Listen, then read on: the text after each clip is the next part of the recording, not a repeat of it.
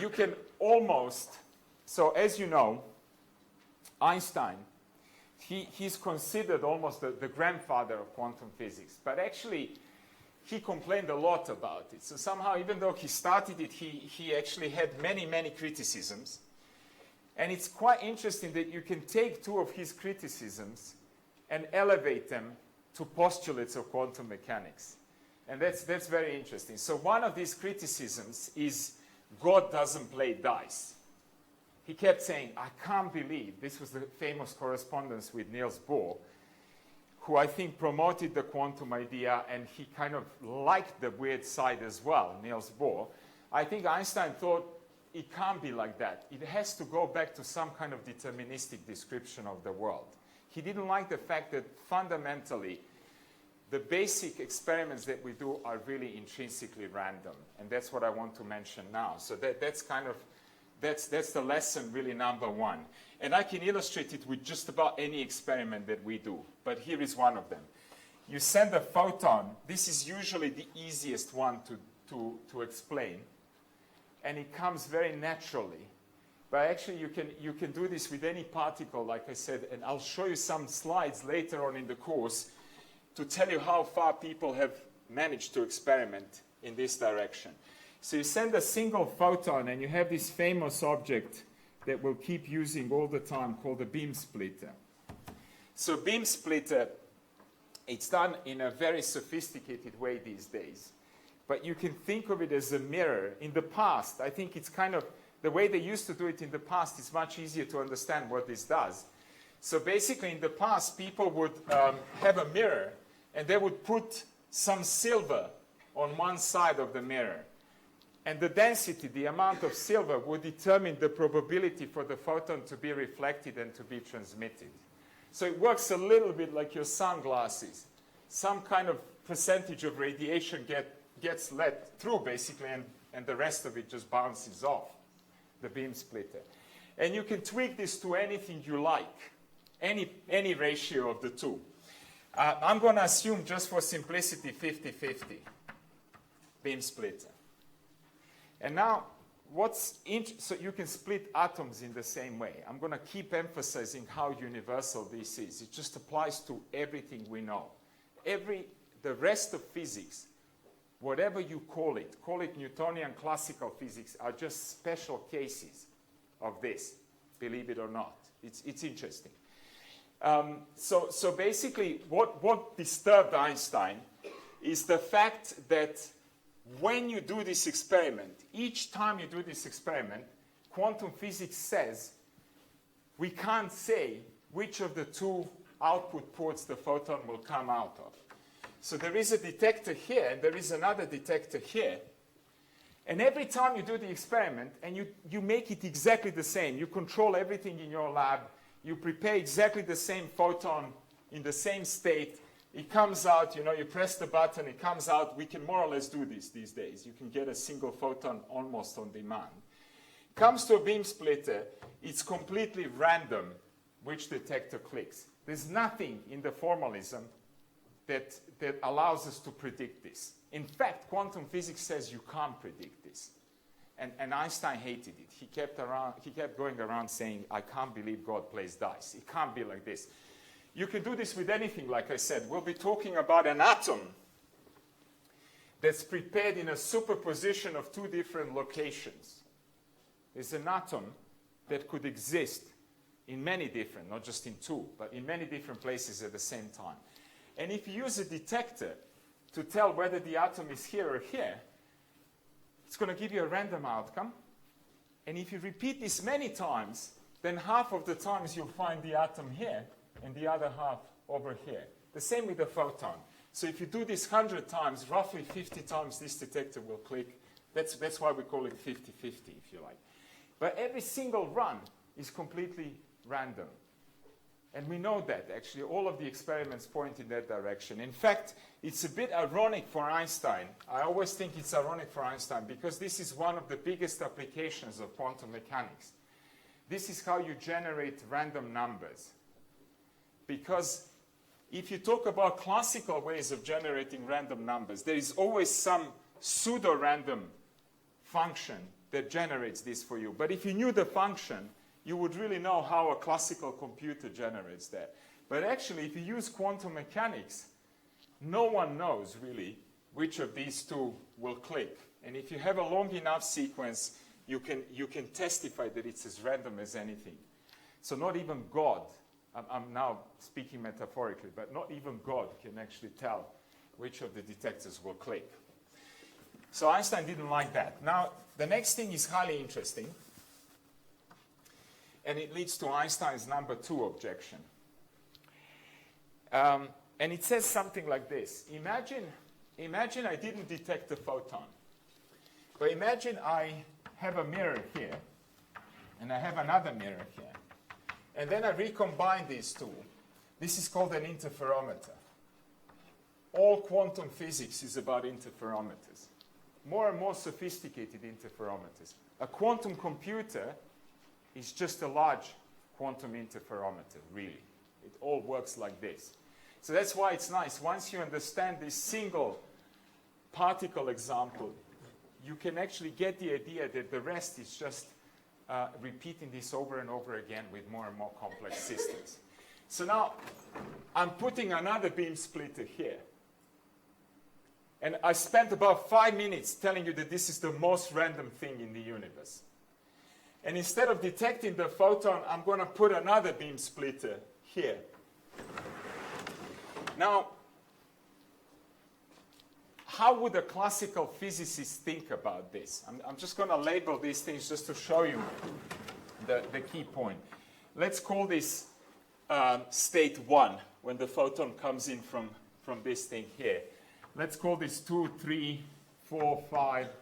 I'm not sure how I label these things in my notes, but the detectors are now here. Let's say 6 and 7. Doesn't really matter. So here is the detection now. So these numbers simply label the paths where the photon can exist, or the atom. We can do this with atoms, with molecules, whatever you like. How would a classical physicist argue? A classical physicist would say, well, here is a photon coming along. You told me this is completely random. The photon has a coin. I'm doing a caricature version of classical physics, but that's really as good as it gets there.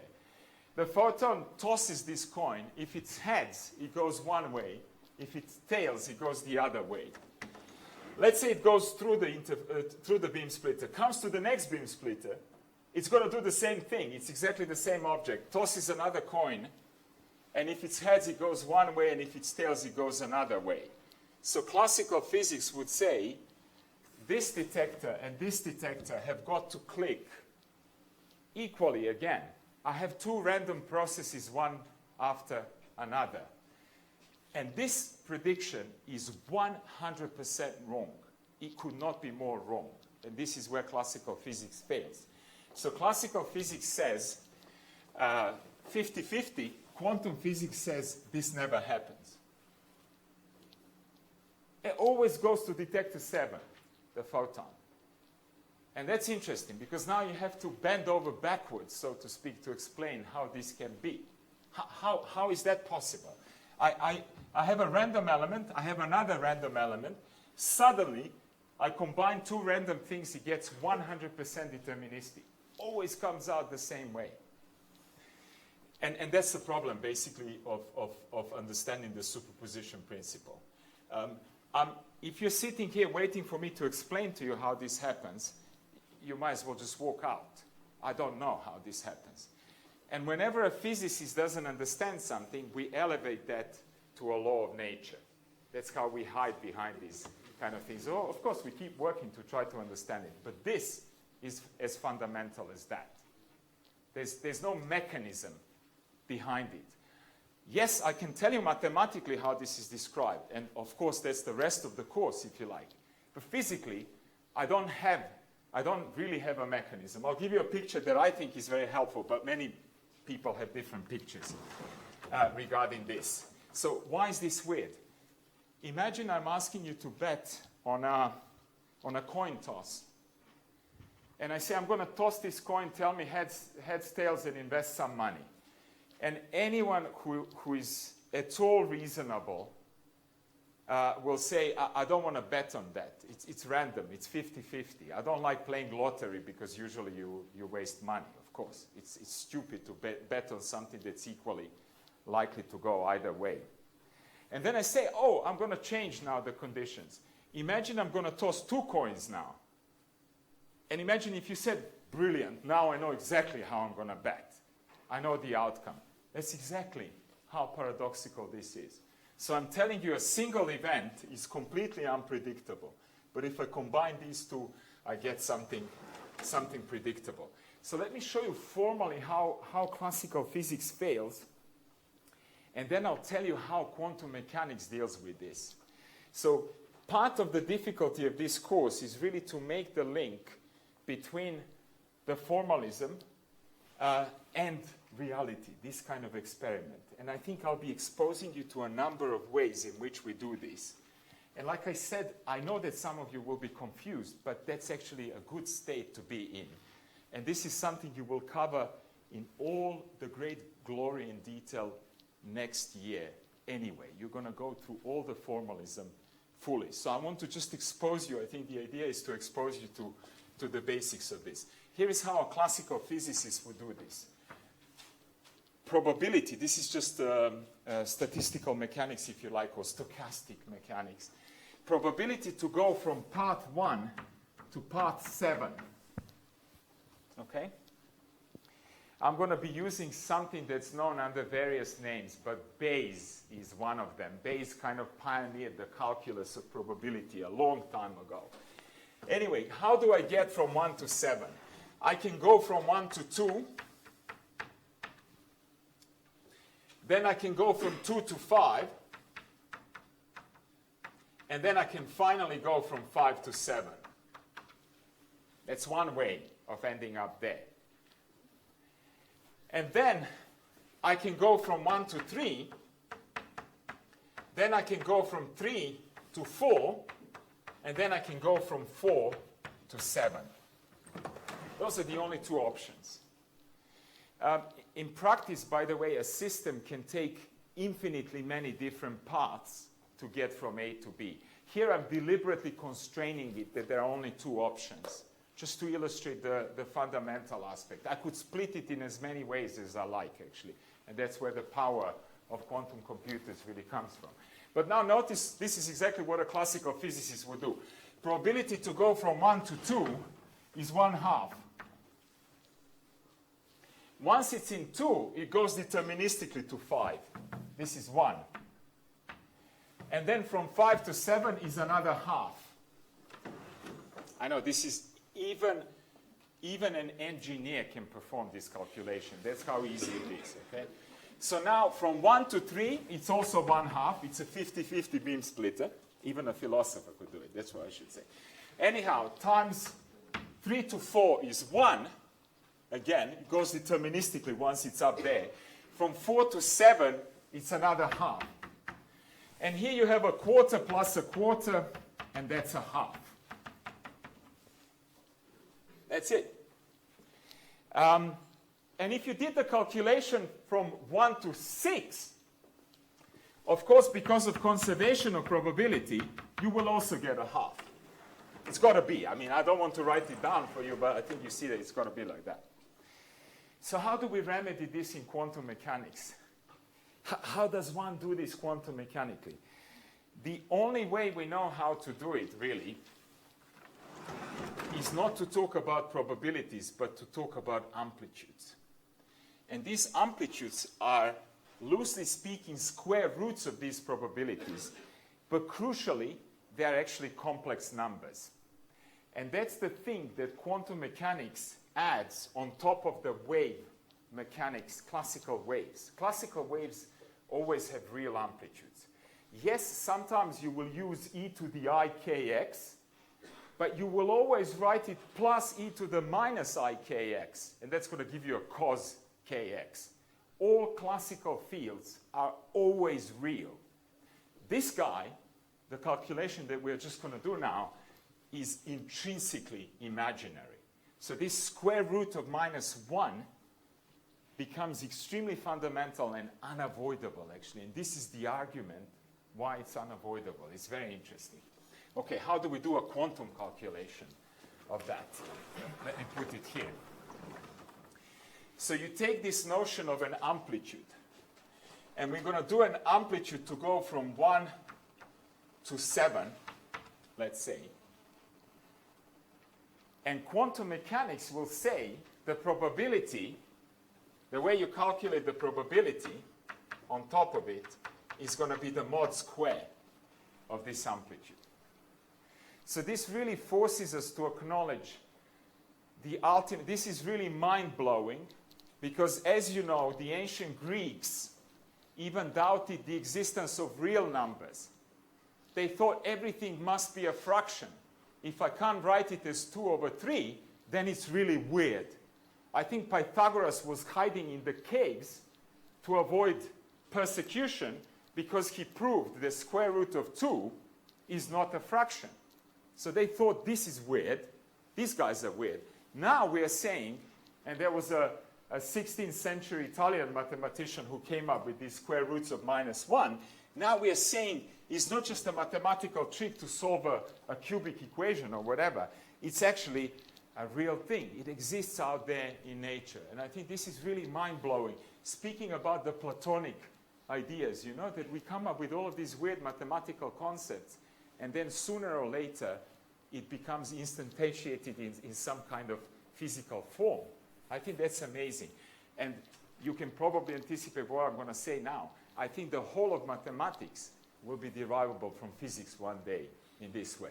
Okay? So everything, you know, the reason why 2 plus 2 is 4 is because 2 sheep plus another 2 sheep is actually 4 sheep. It's because of the laws of physics, and they're quantum mechanical ultimately. Anyhow, here is the calculation, because I want to get to something interesting. This spooky action at a distance. That's what I want to really tell you about. The second complaint of Einstein. Why did he say this kind of experiment is spooky now? I like it even less. So somehow we recover determinism. Everything comes out in port 7. But we pay the price. And the price to pay is to acknowledge that the photon must go both ways at the same time. It doesn't just go statistically one way or another. It really follows both of these trajectories. And I'll tell you why we know that as well. So this is not just some crazy philosophy. So how are we going to do amplitude? The same thing. Amplitude 1 to 7. We're going to do amplitude 1 to 2, then 2 to 5, and then 5 to 7, plus. It's the same formula, but we are working at the square root of the probability level, and you'll see the advantage of that. 1 to 3, then 3 to 4, and then finally 4 to 7. Now the question is, what are these amplitudes? What is the amplitude to go from 1 to 2? I told you it's a square root of the probability. So this amplitude here must be 1 over square root 2 to go from 1 over, because the square of that is going to give us the probability. Now 2 to 5, and here is the only bit you have to accept, but I can prove it to you if I had another 10 minutes, is that when light bounces off a mirror, it picks up a phase. And the phase is pi divided by 4. Intuitively speaking, because the reflection is at the right angle. But I think when you do electrodynamics Fresnel equations, you will even prove it. I have a nicer proof than that, but I just don't want to waste our time on that. So basically, 2 to 5, you pick up a phase I, because e to the I pi by 4 is basically, pi by 2 here, is basically square root of -1. That's the phase that's picked up by that. The final 5 to 7, it gets another root 2, but it also bounces off a mirror. So it doesn't just get 1 over root 2, it gets I over root 2. That's how this calculation works. Okay? How about the other one? 1 to 3, that's I over root 2. So basically it also bounces, picks up the phase, pi by 4 if you like. Then it picks up another phase because it bounces off this mirror. And then it doesn't pick up any phase when it goes through the last beam splitter. It goes straight through. Okay? And now look, this is something that people call Feynman path integral. Just add up all the amplitudes for all the possibilities, and you will get the ultimate amplitude for something to travel from A to B. We do all our calculations like this. Just a bit more sophisticated, because if there are many paths, you really have to convert this into an integral. So I times I is -1. The first set of amplitudes gives me -1/2. The second one gives me -1/2. And I get -1. Don't worry about the minus sign, because remember, this is not the probability. This is the thing whose mod square is the probability. So therefore, the P, which is the mod square of this A, is equal to 1. 100% quantum mechanics says it goes into detector 7. It never goes into detector 6. It's really interesting. But what this forces you to acknowledge is that some kind of disturbance goes through this path and this path simultaneously. And this is what we call the superposition principle. Let me show you very quickly how the amplitude from 1 to 6 is 0. So look, this is again 1 to 2, 2 to 5, and then amplitude 5 to 6, plus 1 to 3, then again 3 to 4, and again 4 to 6. And now we can do this very quickly, because 1 to 2 is 1 over root 2 times I. 5 to 6 is 1 over root 2. Okay? 1 to 3 is I over root 2. 3 to 4 is I. And 4 to 6 is again a reflection. So it's I over root 2. And look at the first guy. The first guy is I over 2. I times I is -1 times I is minus I. 0. Nothing comes out the other way. That's called destructive interference. And you would get the same result if you added up classical waves, with the exception, and that's all the weirdness, is that we are talking about a single particle now. There's no wave here. It's a single photon. If you put detectors into these two arms, you will never get a click here and here. You will only get a click in one branch and not in the other one. And that's the bit that Einstein complained about a lot. And that's what I want to finish with now. Why did he think that was paradoxical?